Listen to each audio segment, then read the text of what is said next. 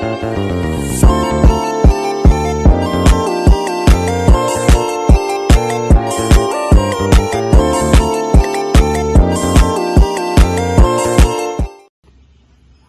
semua, Salve. Perkenalkan, nama saya Febronila Isalinda. Saya dari program studi Pendidikan Keagamaan Katolik 1 semester 1 di kampus Sekolah Tinggi Agama Katolik Negeri Pontianak atau yang sering disebut STAKAT dengan NIM 2410109. Nah, pada video ini saya akan membahas secara ringkas terkait dengan pertemuan keempat mata kuliah Ilmu Sosial Dasar dengan dosen pengampu Bapak Yakobus Julian Nelis STMSOS. Pada pertemuan keempat ini membahas tentang nilai sosial. Pengertian dari nilai sosial itu sendiri adalah konsep atau keyakinan yang dianggap penting oleh masyarakat dan menjadi pedoman dalam bertindak serta berperilaku. Adapun ciri-ciri nilai sosial, yang pertama bersifat abstrak, tidak selalu konkret atau dapat dilihat, lebih kepada pandangan atau keyakinan. Yang kedua bersifat umum, berlaku umum dalam masyarakat meskipun penerapannya bisa berbeda-beda.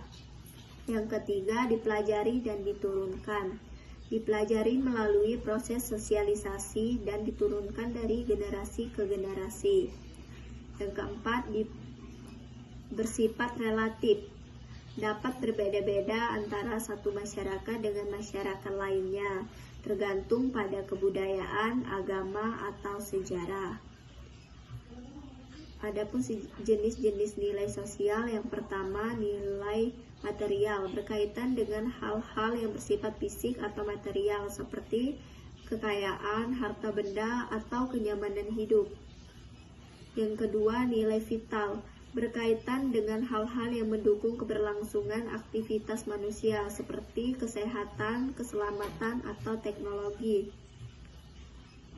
Yang ketiga, nilai kerohanian, berkaitan dengan aspek-aspek yang tidak bersifat fisik seperti agama, moral, etika, keindahan atau estetika, dan kebenaran.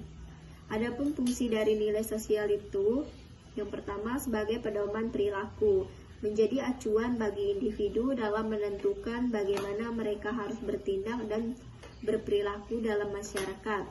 Yang kedua, sebagai pengendalian sosial, membantu mengatur perilaku individu sehingga sesuai dengan harapan masyarakat dan tidak menyimpang dari norma yang berlaku. Yang ketiga, pembentukan identitas, membantu membentuk identitas kelompok atau masyarakat dan membedakan satu kelompok dari kelompok lainnya. Yang keempat, pemersatu masyarakat, nilai sosial yang dianut bersama oleh anggota masyarakat dapat mempererat hubungan sosial dan menciptakan solidaritas. Adapun contoh dari nilai sosial, yang pertama kejujuran, menganggap penting untuk berbicara dan bertindak dengan jujur. Yang kedua keadilan, menghargai perlakuan yang adil terhadap semua orang. Yang ketiga, kesopanan, menjunjung tinggi etika dan tata krama dalam interaksi sosial. Dan yang keempat, gotong royong, mengutamakan kerjasama dan saling membantu dalam komunitas. Yang kedua, terkait dengan norma sosial.